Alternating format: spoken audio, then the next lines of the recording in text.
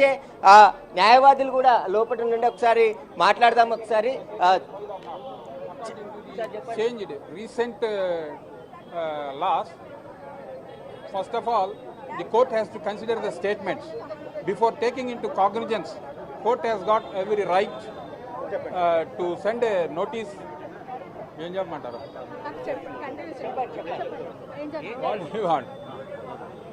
నాగార్జున గారు తెలుగులో చెప్తే మీకు కావాలంటే కంటిన్యూ చేస్తాను తర్వాత.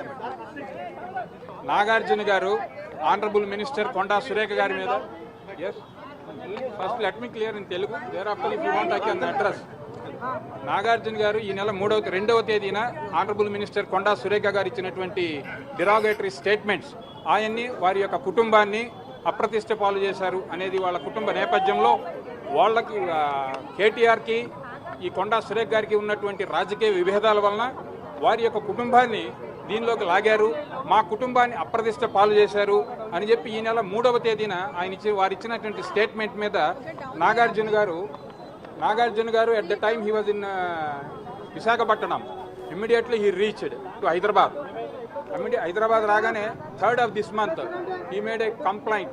It is called a private complaint before this honorable court. The honorable court has got ample power to take into the cognizance. Before that, accused should be given an opportunity of being heard. For that, వాళ్ళు ఇచ్చేటటువంటి అవకాశం ఉన్నది. ఇంకొక 3వ విట్నెస్ని విచారించాలి. ఆ విట్నెస్తో కూడా అవసరం ఉన్నదా లేదా. ఇప్పుడు ఆల్రెడీ ఈరోజు నాగార్జున గారి మేనగోడలైనటువంటి వై సుప్రియ గారి స్టేట్మెంట్ కూడా తీసుకోవడం జరిగింది. ఆ రోజు 2వ తేదీనే వారి యొక్క స్టేట్మెంట్లు రికార్డ్ అంటే కంప్లైంట్లో ఇవ్వడం జరిగింది. యాజ్ ఇట్ ఈస్గా కంప్లైంట్ని ఇచ్చిన దాన్ని స్వోరన్ స్టేట్మెంట్ అంటారు. Sworn statement complainant at the same time first witness అయినటువంటి వై సుప్రియ గారు కోర్టు వారి ముందు స్టేట్మెంట్స్ తీసుకోవడం జరిగింది. కోర్టు వారు తీసుకున్నారు. నెక్స్ట్ అడ్జోర్న్ చేశారు. మ్యాటర్ ఎప్పటికీ అడ్జోర్న్ చేశారు. By the time I came out. కాబట్టి ఆ తర్వాత ఏం జరిగింది అనేది నాకు తెలియదు. ఎనీవే అంతవరకు మ్యాటర్ జరిగింది. నాగార్జున గారు మాది చాలా గౌరవమైనటువంటి కుటుంబము. గత 50-60 సంవత్సరాల నుంచి కూడా మా నాన్నగారు అక్కినే నాగేశ్వరరావు గారి దగ్గర నుంచి యావదాంధ్రులకి అందరికి తెలిసిన విషయమే. మోరోవర్ నేను తెలుగు, హిందీ, తమిళ్ నేషనల్ లెవెల్లో నేను పాపులర్ ఫిగర్ని. మాకు అటువంటి రెప్యుటేషన్ ఉన్నది. నాకేగా ఈవెన్ మై సన్ చైతన్య కూడా తెలుగు, తమిళ్, హిందీ భాషలో నటించడం జరిగింది. అత్యంత మేము రెప్యుటేటెడ్ ఫ్యామిలీ. మా రెప్యుటేషన్ని ఆనరబుల్ మినిస్టర్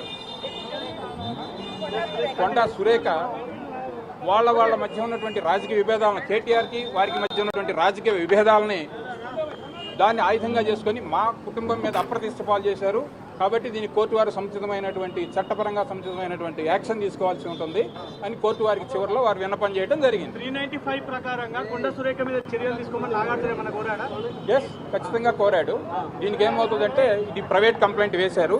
ఈ ప్రైవేట్ కంప్లైంట్ని టేకెన్ ఆన్ ఫైల్ చేయబోయే ముందు కోర్టు వారు మొన్న జూలై 1వ తేదీ నుంచి క్రిమినల్ చట్టాలు మారినాయి. మీకు అందరికి కూడా సుపరిచితమే. బహుశా ఆ కొత్త చట్టాల ప్రకారం అక్యూజ్డ్ నిందితురాలు, ఈ కేసులో ఎవరినైతే నిందితురాలుగా కొండా సురేఖను సూచించారో ఆ కొండా సురేఖ కూడా అవకాశం ఇవ్వాలి. ముందు ఆపర్చునిటీ ఆఫ్ బీయింగ్ హర్డ్ అనేది వాళ్ళకు కూడా అవకాశం ఇచ్చిన తర్వాతే కాగ్నిజెన్స్ టేకెన్ ఆన్ ఫైల్ చేయాలి. అలా చేసే అవకాశం ఉంది. అది చేస్తారు. వాళ్ళని కూడా పిలుస్తారు. ఫస్ట్ అవకాశం ఇస్తారు. Before that court is not going to give a CC number. అయితే కోర్టు 10వ తారీఖు వాయిదా వేసింది కాబట్టి ఈ రోజు నాగార్జున సుప్రియ స్టేట్మెంట్ మాత్రమే రికార్డ్ చేసింది. కొండా సురేఖ చేసిన వ్యాఖ్యలన్నిటిని కూడా మీడియా ద్వారా, ఇటు సోషల్ మీడియా, న్యూస్ ఛానల్స్ ద్వారా మేము తెలుసుకున్నాము. ఆ తర్వాత కుటుంబ సభ్యుల నుంచి కూడా ఫోన్ కాల్స్ వచ్చాయి. ఇట్లా కొండా సురేఖ వ్యాఖ్యలు చేసిందని చెప్పేసి, ఆ వ్యాఖ్యలకి మేము షాక్కు గురయ్యామని చెప్పేసి కూడా మొదటి సాక్షిగా ఉన్నటువంటి